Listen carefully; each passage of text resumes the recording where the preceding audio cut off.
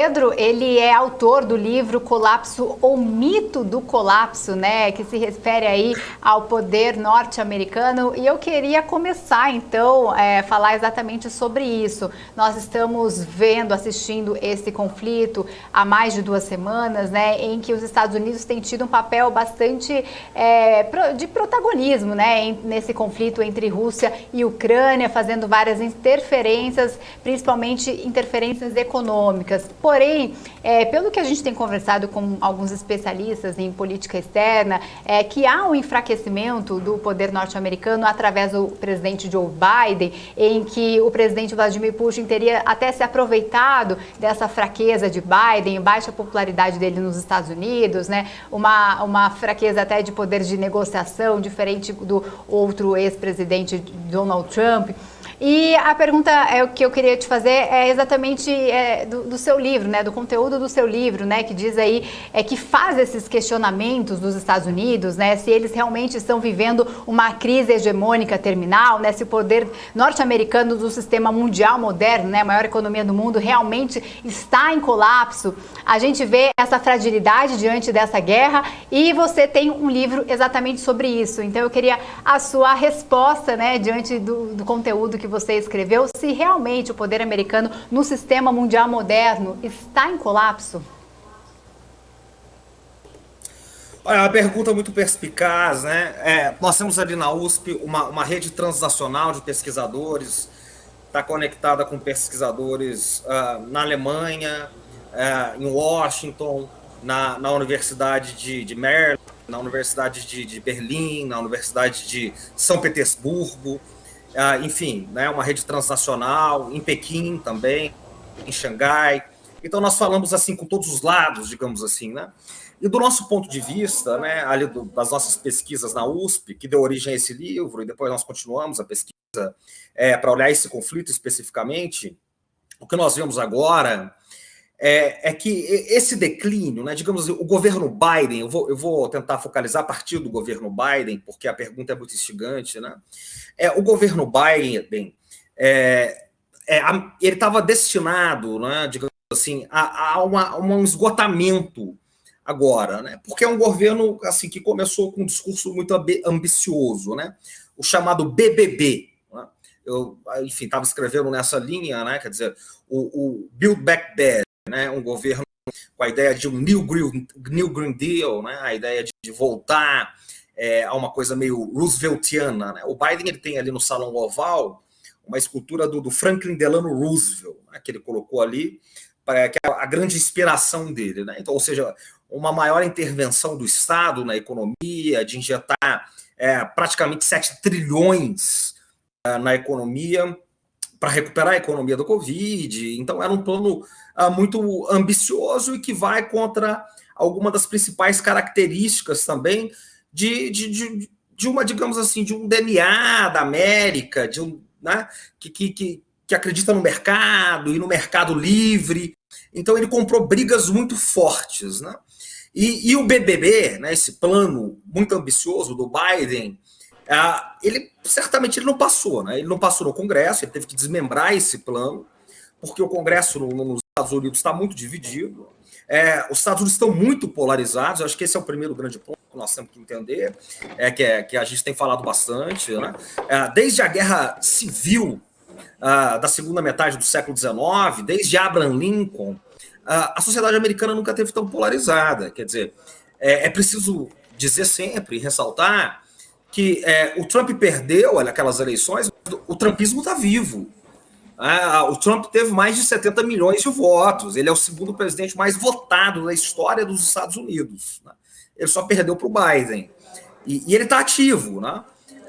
E com ou sem o Trump, né? Com ou sem a figura do Trump, o trumpismo continua. Quer dizer, e o Trump está lá, mas ele vai estar presente, a figura dele vai estar presente nas próximas eleições. E o Biden ele tem uma maioria muito frágil na Câmara e no Senado ele sequer tem uma maioria. Né? É 50-50, ele conta com um voto, o voto de Minerva, da senadora Kamala Harris, que é a vice-presidente, e tem democratas, digamos, mais moderados, que votam contra ele. Então, quer dizer, o governo dele, ele tinha sido praticamente liquidado, porque nas eleições de middle term, que são agora, no final do ano, né, em novembro, os republicanos, eles estavam aí até o começo do ano, com uma ampla margem das pesquisas, né, de 10 pontos, né, em pesquisas, inclusive, digamos assim, que são predominantemente democratas. Né? Então, se você pegar um balanço, estava ali naquelas balanços, pegando pesquisas mais, tanto tendenciosamente, assim, mais pró-democratas e pró-republicanos, dá uma média de 7, 8 de vantagem para os republicanos. Né? Então, tudo indicaria que o Biden ia perder o controle do Congresso muito facilmente. O que daria para ele, né, é praticamente o fim do seu governo, uma situação que nos Estados Unidos eles chamam de pato branco. Né? Quer dizer que o sujeito vai se arrastando ali nos últimos 2 anos do seu governo, ele praticamente não passaria mais nada. Então, ele lá no começo, ele desmembrou o BBB, né, esse Build Back Better, né, quer dizer, fazer a América mais forte novamente, essa coisa, e ele passou só o pacote de infraestrutura. O segundo e o terceiro pacote, ele desmembrou em 3, que era o pacote ligado ao meio ambiente, à renovação energética, uma economia verde, a renovação de energia. Ele deixou para passar agora, tentar passar agora, o que ele não iria conseguir fazer, claramente, antes da guerra. E a terceira parte, né, que se referia à chamada economia dos cuidados, né, que atingiria, sobretudo, a população afrodescendente, que eles chamam lá, né? E enfim, é a população mais atingida, digamos assim, pela globalização nos últimos anos e a população economicamente mais frágil, a desigualdade dos Estados Unidos aumentou muito também nas últimas décadas. Ele tentaria passar esse ano, porque depois ele não conseguiria passar. Bom, a menos que acontecesse uma hecatombe, né, estava desenhado que o Biden teria sérias dificuldades nesses próximos anos. E no final do ano o governo dele estaria nessa posição de pato manco. Bom, aconteceu uma hecatombe. Digamos assim, de certa maneira, o Putin deu uma hecatombe a Biden, mas não só o Putin. Essa é uma questão complexa, né? Veio a guerra na Ucrânia. E agora, a América, que está completamente dividida, um quadro, pela primeira vez, no governo Biden, de uma união momentânea e frágil, porque as questões são estruturais. Hoje você consegue descobrir, né, se o sujeito é republicano ou democrata pelo CEP. É uma divisão assim brutal. Mais uma vez, desde Abraham Lincoln, nunca os Estados Unidos foram tão divididos, desde a Guerra Civil. Né? São questões de ordem moral, de ordem religiosa, de ordem quase espiritual e de ordem também de princípios econômicos, de crença no mercado, ou crença no Estado, então de princípios profundos de uma América, de valores nos Estados Unidos. Então, são questões muito complexas que a gente pode falar depois, né? Mas para fechar essa primeira intervenção. Então, o fato é que agora o Biden ele joga todas as fichas na aprovação dos dois outros planos do BBB que estavam liquidados, e se ele passar esse ano, agora, nesse momento de união, ele pode reverter o quadro e ter um cenário de continuidade. Então, é um momento agora que a bola voltou para ele, a bola estava no pé do trumpismo, né, que tomou de assalto também o Partido Republicano. O Partido Republicano, tal qual nós o conhecemos, os chamados falcões republicanos, até o começo da década, né, que vem de Bush, enfim, toda aquela tradição, né, Reagan e tudo isso, ele virou o partido do Trump. Né? Ninguém hoje no Partido Republicano tem força suficiente para se levantar contra o trumpismo, para bater de frente com o Trump, ninguém. Né? Então, e a bola estava só no pé do Trump, estava no pé do trumpismo, ele estava distribuindo o jogo. E agora o Biden, ele está com a bola no pé. Isso é muito importante. Essa é a primeira bola. No plano internacional, o Biden ganhou outro presente. O Putin uniu a OTAN. A OTAN, nas palavras do Macron, a OTAN, há um ano atrás, ele disse: a OTAN passa por uma morte cerebral. O Trump começou um movimento de esvaziamento da OTAN, de tirar o orçamento da OTAN. Foi a primeira vez, desde 1945, que um governo norte-americano começou a tirar o orçamento da OTAN. A Angela Merkel teve uma relação muito conturbada com Trump e vice-versa.